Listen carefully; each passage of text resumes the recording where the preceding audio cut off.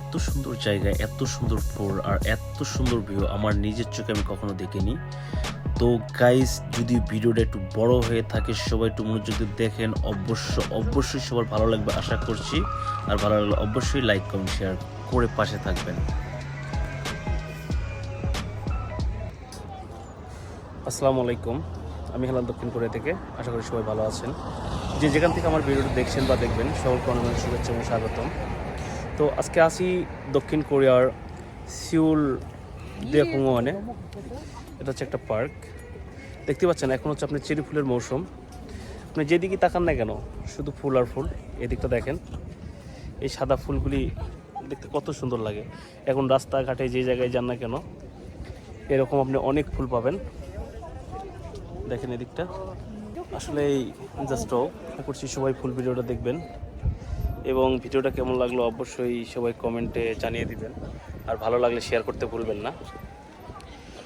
আর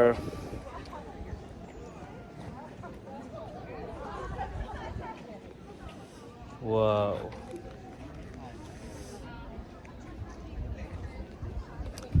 তো গাইস কথা বাড়াবো না, আসলে চলুন মূল ভিডিওটা শুরু করা যাক। এগুলো হচ্ছে আপনার চেরি ফুল।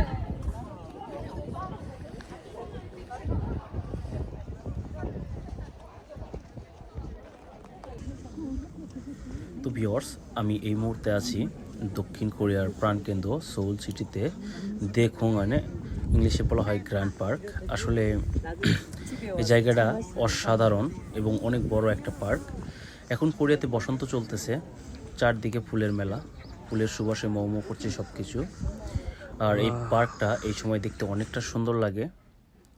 এই পার্কে আপনার অনেক কিছু রয়েছে, তার ভিতরে এই সময়ের জন্য আপনার ফুলটা সবচেয়ে সেরা। আর এই জায়গায় এই সময়টা আপনার ফুলের ভিউগুলো অনেক সুন্দর পাওয়া যায়, তো যার কারণে আমি আমার এই পার্কে আসা। এছাড়াও এই পার্কে রয়েছে আপনার অনেক জীবজন্তু, পশু পাখি ইত্যাদি ইত্যাদি।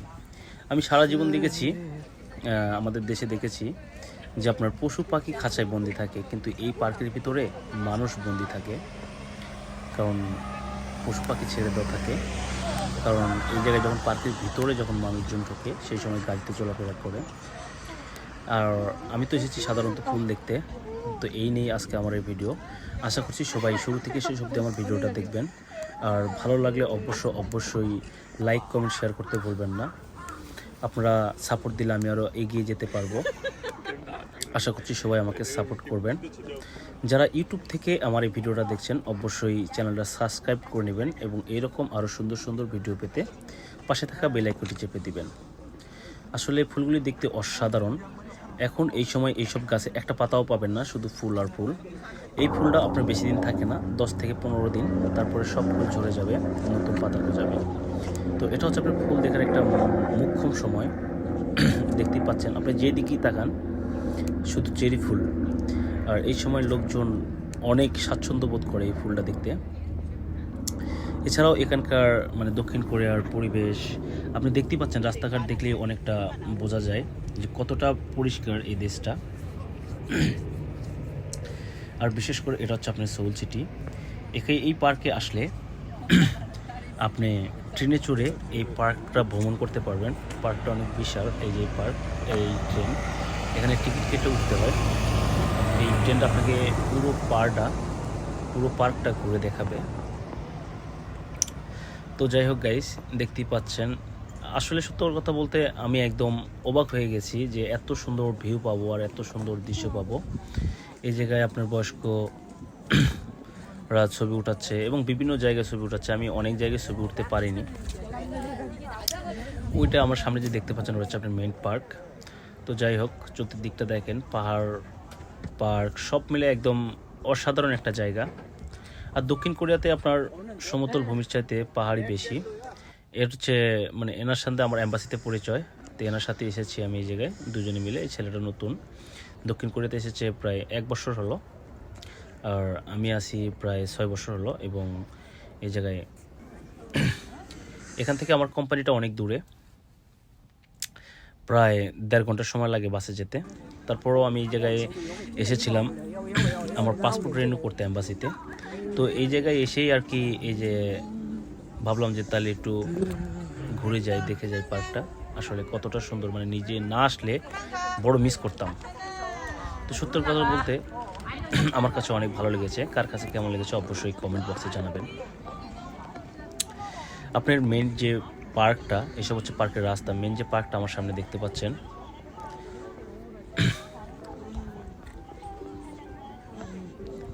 দেখেন কিভাবে ফুল গাছগুলি লাগিয়েছে, অসাধারণ। এখন আপনি দক্ষিণ কোরিয়াতে যে কোনো জায়গায় যান, রাস্তার পাশ দিয়ে এরকম ফুল গাছ লাগানো দেখতে পারবেন, কারণ তারা ফুল অনেক পছন্দ করে এবং ফুল অনেক ভালোবাসে। তারা প্রতিটি রাস্তায় রাস্তায় এরকম ফুল গাছ লাগিয়ে রেখেছে।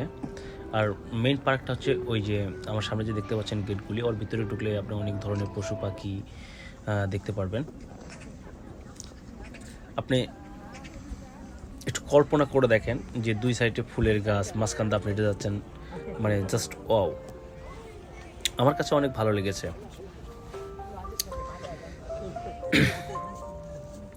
আর দক্ষিণ কোরিয়ার আপনার মানুষগুলি অনেক ভালো।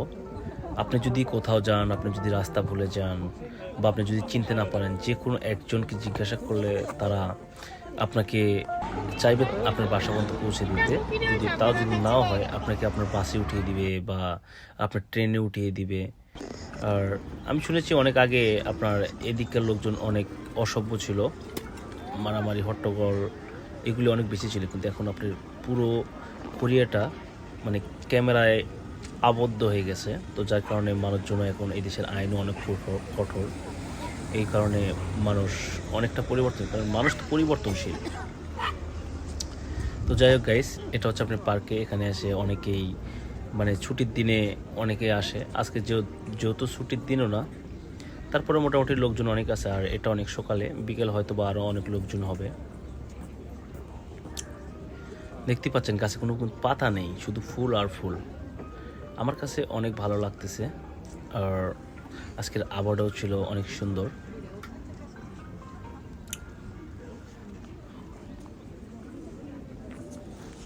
মানে সম্পূর্ণ পার্ক, এই যে সম্পূর্ণ পার্কটা আপনার এরকম ফুল গাছে ভরা।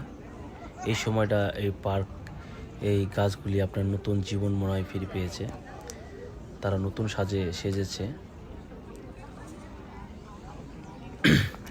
যারা কোরিয়াতে আছেন তারা অবশ্যই একবার এসে ঘুরে যেতে পারেন এবং দেখতে পারেন এই পার্কের সৌন্দর্যটা। মানে এইরকম সৌন্দর্য এই পার্কে এই সময়টাই পাওয়া যাবে, এরপর আর পাওয়া যাবে না, কারণ এরপরে হবে অন্য একটা সৌন্দর্য, যেটা আপনার সবুজ পাতা থাকবে। তো আমরা এই জায়গা থেকে আবার হাঁটা শুরু করলাম সামনের দিকে। মানে রাস্তার দু সাইডে ফুল গাছ আর ফাঁকা জায়গাগুলিতে মানুষজন বসে বসে আড্ডা দিচ্ছে তাদের ফ্যামিলির সঙ্গে।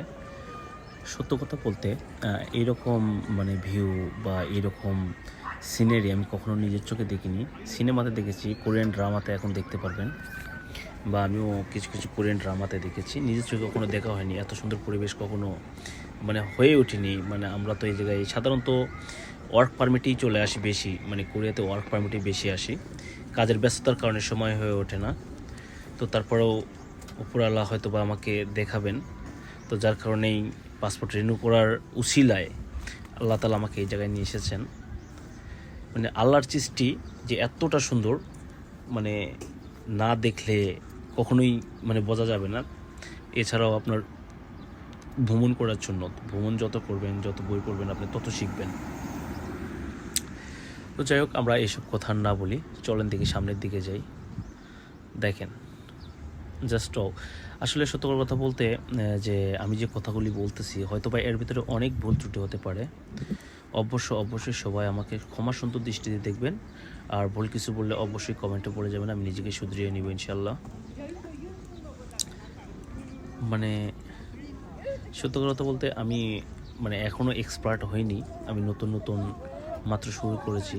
তো আপনারা সাপোর্ট করলে, আপনারা যদি আমার ভুলগুলি ধরিয়ে দেন, যদি কোথাও ভুল হয়, যদি ভুলগুলি ধরিয়ে দেন, তো অবশ্যই নিজেকে শুধরিয়ে নিতে পারবো এবং সামনে আপনাদের জন্য আরও ভালো ভালো কিছু আনতে পারবো আশা করি। কারণ আমিও একজন ভ্রমণ প্রিয় মানুষ, ভ্রমণ করতে অনেক পছন্দ করি। আসলে কাজের কারণে ওই রকম হয়ে ওঠে না। তো আমি যতটুকু পারছি আপনাদের মাঝে তুলে ধরার চেষ্টা করেছি। এই যে সামনে ব্যাগ নিয়ে যাচ্ছি, এটা হচ্ছে আমি মাঝে মাঝে একটু ক্যামেরার সামনেও আসতেছি নিজেকে দেখানোর জন্য। আসলে এত সুন্দর জায়গা আর এত সুন্দর পরিবেশ পেলে বারে বারে ক্যামেরার সামনে আসতে ইচ্ছে করে, কারণ এই ভিডিওতে বন্দি হতে আমারও ইচ্ছে করে। এই কারণেই বারে বারে ক্যামেরার সামনে আসতেছি। আসলে এটা যাই হোক, আমার জীবনে স্মৃতি হয়ে থাকবে, যে আমি অমুক জায়গায় গিয়েছিলাম, এরকম ভিডিওতে আমি আছি, আমার বন্ধু বান্ধবকে দেখাতে পারবো, অনেকেই দেখবে হয়তো বা। এই কারণে বারে বারে ক্যামেরার সামনে আসতে ভালো লাগতেছিল। তো যার কারণে কোনো কিছুতেই মানে নিজেকে লুকিয়ে রাখতে পারলাম না, তারপরেও বারে বারে ক্যামেরার সামনে আসতেছিলাম। তো গাইস দেখেন, আসলে মানে আমার কাছে একদম অসাধারণ লেগেছে। তো আবারও আমি চলে আসলাম আপনাদের সামনে, আমি হাঁটতেছি, মানে এত ভালো লাগতেছিল, মানে নিজেকে ধরে রাখতে পারতেছিলাম না। সত্যকার কথা বলতে মানে আমি একদম যেরকম ওয়েদার সেরকম এই জায়গায় এসে পরিবেশ পেয়েছি, সব মিলে একদম মনটা আমার ফুরফুরা ছিল। তো যার কারণে বারবার ক্যামেরার সামনে এসেছি।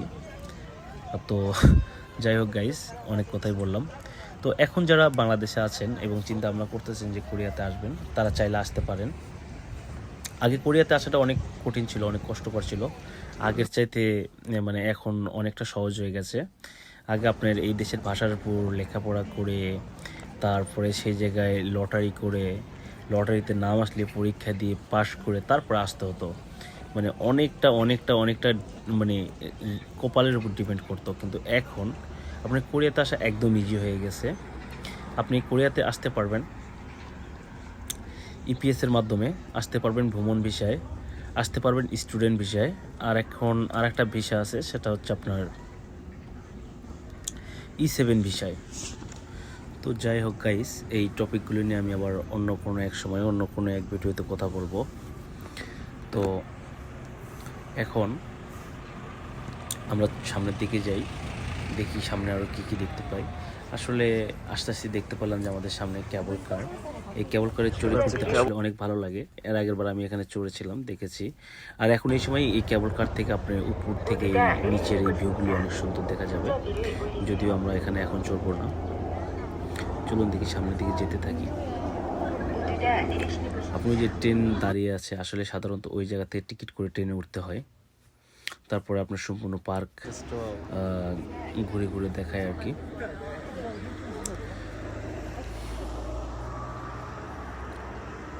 দেখতেই পাচ্ছেন, মানে আমার কাছে জাস্ট অসাধারণ লেগেছে। সত্যকার কথা বলতে অনেক অনেক ভালো লেগেছে। আর কার কাছে কেমন লেগেছে বা লাগতেছে অবশ্যই সবাই একটু কমেন্ট করে জানাবেন। আর ভালো লাগলে অবশ্যই শেয়ার করতে ভুলবেন না। আর আমি এটাও জানি, যদি আপনারা আমাকে সাপোর্ট করেন, তাহলে অবশ্যই আমি আরও সামনের দিকে এগিয়ে যেতে পারবো। তো আশা করছি যে সবাই আমাকে অবশ্যই সাপোর্ট করবেন, এবং যারা ফেসবুক থেকে আমার এই ভিডিওটা দেখছেন তারা অবশ্যই ফলো দিয়ে পাশে থাকবেন। আর যারা ইউটিউব থেকে আমার এই ভিডিওটা দেখছেন, অবশ্যই সাবস্ক্রাইব করে পাশে থাকা বেল আইকনটি চেপে দিবেন। যদিও আমি লিঙ্কগুলি আমার কমেন্ট বক্সে দিয়ে রাখবো। তো পার্কটা অনেক বিশাল, এই কারণে আপনার মাঝে মাঝে খাবার দাবারেরও ব্যবস্থা করা হয়েছে। যেমন সিউ, আমার সামনে যে শপটা দেখতে পাচ্ছেন সিউ, এবং এর ভিতরে আরও অনেক জায়গায়, বিভিন্ন জায়গায় একটু পরে পরেই আপনার খাবার দাবারের ব্যবস্থা করা আছে। এগুলি আপনার 24 ঘন্টায় খোলা থাকে, যেমন সিউ, 7-Eleven। এগুলো কোরিয়াতে বলা হয় ফিওনিজম। ফিওনিজম মানে হচ্ছে আপনার 24 ঘন্টা খোলা দোকান, আপনি যখন যাবেন তখনই এই জায়গায় পাবেন, মানে দোকান খোলা পাবেন। তো যাই হোক গাইস, আমরা আর একটু সামনে যাব, যদিও ভিডিওটা অনেক লং হয়ে গেছে। তো আসলে এত সুন্দর জায়গা, মানে কোথায় ভিডিও করব কোথায় করব না, আমি এটাই ভেবে পাচ্ছি না। তো যার কারণে আপনার ভিডিওটা অনেক লং হয়ে গেছে। তো আশা করছি যে আমার এই ভিডিওটা সবার ভালো লেগেছে।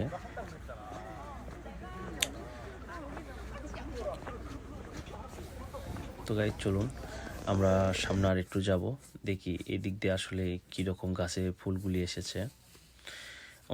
এখন অনেক জায়গা আছে যে আপনার আগে ফুল ফোটে, আবার কিছু কিছু জায়গায় পরে ফুল ফোটে। তো আমার সামনে দেখতে পাচ্ছেন এই যে আপনার পানি খাওয়ার ব্যবস্থা করে রেখেছে। এটা হচ্ছে পাথরের ভিতর দিয়ে লাইন করা, এটা উন্মুক্ত সবার জন্য, সবাই এখানে এসে পানি পান করতে পারেন। তো আমার সামনে যে মহিলাদেরকে দেখছেন, আপনি এদেরকে দেখে মনে করছেন কেমন বয়স মনে হবে মনে করছেন, অবশ্যই কমেন্ট বক্সে জানিয়ে যাবেন। এখানে আসলে সত্য কথা বলতে মেয়েদের বা ছেলেদের বয়স বোঝা যায় না। তারা যদি তাদের বয়স যদি 60-70 বছর হয়, আপনি দেখে মনে করুন 20-25 বছর বয়স এদের। মানে সত্য কথা বলতে এরা অনেক অনেক সুন্দর হয়ে থাকে। একদম কিছু কিছু মেয়ে আছে একদম পুতুলের মতো, মানে দেখলে যদি এক জায়গায় যদি দাঁড়িয়ে থাকে আপনি দেখে বুঝতে পারবেন না ডল না মানুষ, ডল না গাল, এটাই বুঝতে পারবেন না আপনি। তো যাই হোক, আমিও প্রথমে তো আসে এরকম অনেকবার মানে ভেবেছি যে এরা ডল, যখন নড়াচড়া করে বা চলাফেরা শুরু করে তখন এগুলো বুঝতে পেরেছি। তো যাই হোক গাইস, এইসব আর না বলি। তো যারা শুরু থেকে শেষ অবধি আমার ভিডিওটা দেখেছেন তাদেরকে অসংখ্য ধন্যবাদ।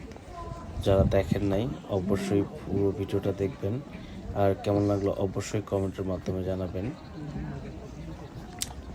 তো যাই হোক, আবারও দেখা হবে নতুন কোনো ভিডিওতে, নতুন কোনো জায়গায়, কোনো এক সময়ে। সেই অবধি সবাই ভালো থাকবেন, সুস্থ থাকবেন এবং আমার জন্য দোয়া করবেন। সবার জন্য শুভকামনা। আল্লাহ হাফেজ।